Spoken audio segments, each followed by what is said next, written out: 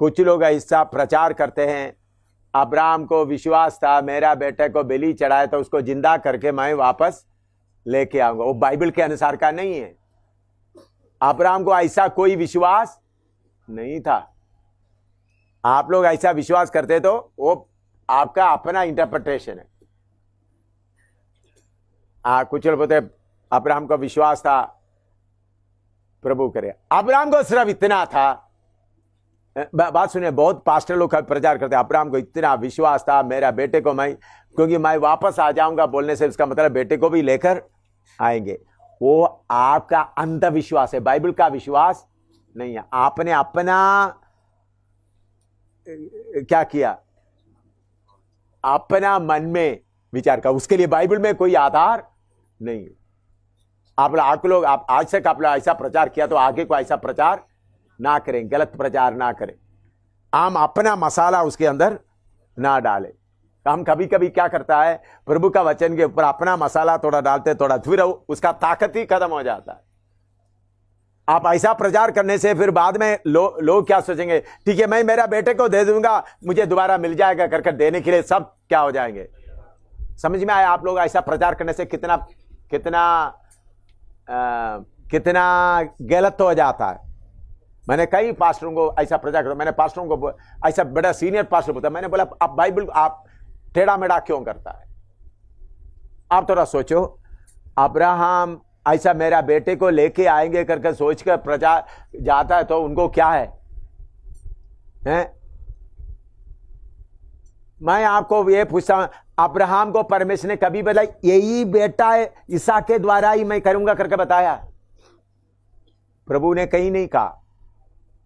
Abraham के अंदर यही था, मेरा परमेश्वर का मैं पूरा आज्ञा मानना है, बस यह है बाइबल का सीधा अर्थ। आप उसके अंदर मसाला मत डालो। आप बोलेंगे मैं जाकर अपना भाई के साथ क्या करेंगे, सीधा आप बोलेंगे आप यह विश्वास करो प्रभु के लिए दे दो तो तुमको भी मिल जाएगा। वो है शैतान का सुसमाचार। समझ में आया किधर रास्ता पटकता है? कहां जाकर अपना देखो, तुम भी दे दो। अब्राहम ने इसहाक को दे दिया, फिर इसहाक को लेके आया, इसी में तो तुम भी तुम्हारा जेब खोल कर दे दो, तुमको मिल जाएगा। ये सब नरक का, बाइबल को टेढ़ा मेढ़ा करने का विचार है, प्रभु की आत्मा से मिला हुआ बात नहीं। असली बात सीधा समझना। अब्राहम को मालूम हुआ, यहोवा परमेश्वर ने बोला मेरा बेटे को क्या करो, बलि चढ़ाओ। सचमुच में बलि चढ़ाने के लिए गया। उनको सेवकों को क्यों ऊपर नहीं लेकर नहीं गए? सेवक लोग अब्राहम को रुकावट डालेंगे, अब्राहम पिता बेटे को ऐसा बलि मत करो। अगर अब्राहम को यह विश्वास था मेरा बेटा को जिंदा कर दूंगा तो उनको भी साथ ले जाना था। समझ में आया? सेवकों को तो उनके सामने ठहरो, मैं इसको बलि करता हूं, प्रभु इसको दोबारा जिंदा करूंगा। भाई देख लो मोइसा, ऐसा करना था ना? बोलो थोड़ा सीधा आप सोचो, जो उल्टा प्रचार करने वाला पास्टर लोग सोचो। उन्होंने सेवकों को ले जाना, देखो मैं इसको, तुम लोग उधर रहो, मैं इसको बलि करता हूं, फिर प्रभु इसको जिंदा करेगा, लेके आऊंगा। भाई तो प्रभु का वचन को अपना बुद्धि से क्या नहीं करना, कभी नहीं करना। प्रभु के उपस्थिति में बैठकर प्रार्थना करके सही प्रचार करना।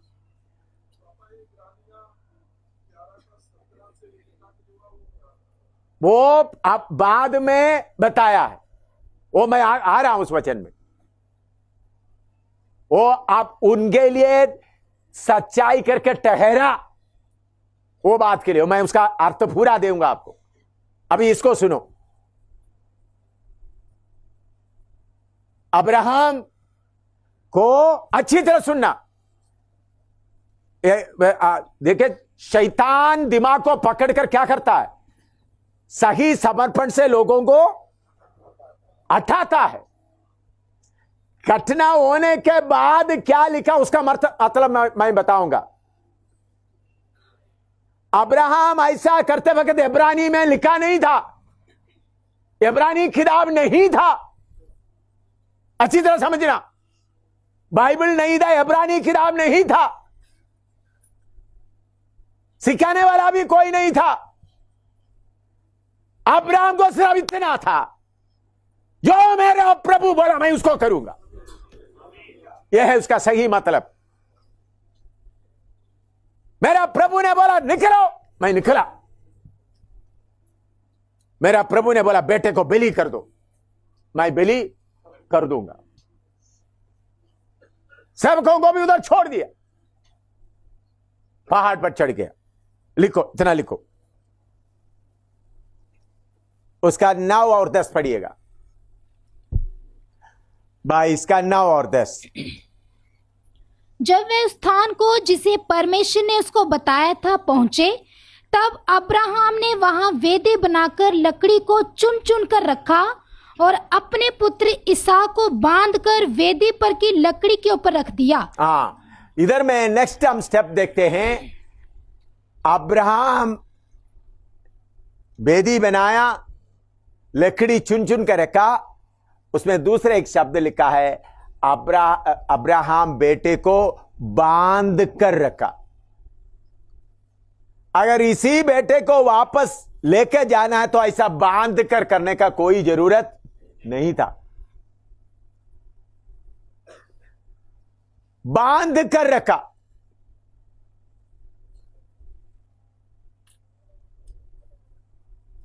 ताकि प्रभु के आज्ञा मानते समय में रुकावट करने के लिए मेरा पत्नी नहीं होना है, मेरा सेवक नहीं होना है, और मेरा बेटा भी प्रभु का आज्ञा मानने में मुझे रुकावट नहीं डालना। यहोवा अडोनाई, यहोवा मेरा सॉवरेन मास्टर है, वो जो बोलेगा वही होगा। उसके लिए रुकावट करने वाला कोई नहीं हो सकता। इसलिए उन्होंने अब्राहम को भी, इसहाक को भी बांधा। फिर क्या किया? चूरी लिया। प्रार्थना नहीं कर रहा है, प्रभु दोबारा एक बार बोलो।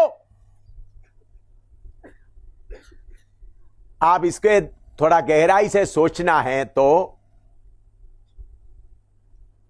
यह पहाड़ दिखाने के लिए 3 दिन का सफर था। क्यों परमेश्वर ये 3 दिन का सफर का पहाड़ दिखाया? अगर अब्राहम को पीछे हटने का मन है तो पीछे हटने दो। पीछे हटने का मन है तो पीछे हटने दो। ये एकदम बोलकर जल्दी करे तो जोश में हो सकता है। पीछे हटने का मन हो तो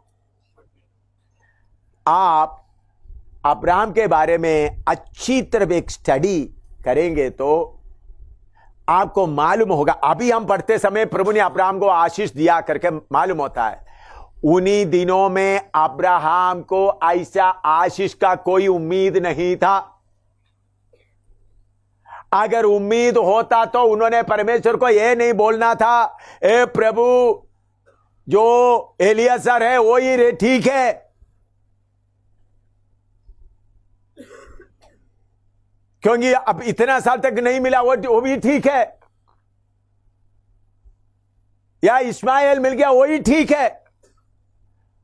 अभी हमको बाकी पूरा कहानी सब आकर विश्वास का भी बात देकर ईसा को देता, हमको आराम से सोचने का मन बेहतर। तो अब्राहम को मालूम था प्रभु क्या करेगा, उसको जिंदा करेगा, इसलिए गया। नहीं भाई, वो अभी का लोगों का सोचने का विचार। इब्रानियों में लिखा हुआ बात को थोड़ा टेढ़ा मड़ा करके अपना मसाला डालकर ऐसा बना देता है। वो गलत है, गलत है, गलत है। ऐसा करने से कोई परमेश्वर को अडोनाई नहीं बनता। आजकल का मसीह लोगों में 95% इसी तरह गिर गया हुआ है। 95%, 95 मैं बोला 97 बोल सकता है, 1-2 ही लोग अभी भी प्रभु को प्यार करते कुछ मिलने के लिए, या प्रभु से प्यार करने से मुझे मिलेगा कुछ आशीष मिलेगा। यह मार्ग सही मार्ग नहीं है। पौलुस कुछ भी मिलने के लिए निकल नहीं आया। उनका पहचानने का उत्तमता के कारण मैं सबको खूड़ा समझता हूं। उनका पहचानता का उत्तमता के कारण। शैतान बाइबल के बातों को टेढ़ा मेढ़ा करके किताबों में भी लिखता है। इसलिए उन बातों के ऊपर विश्वास नहीं करना। विश्वास करेगा तुम्हारा गाड़ी सही कच्चे रास्ते में निकल जाएगा।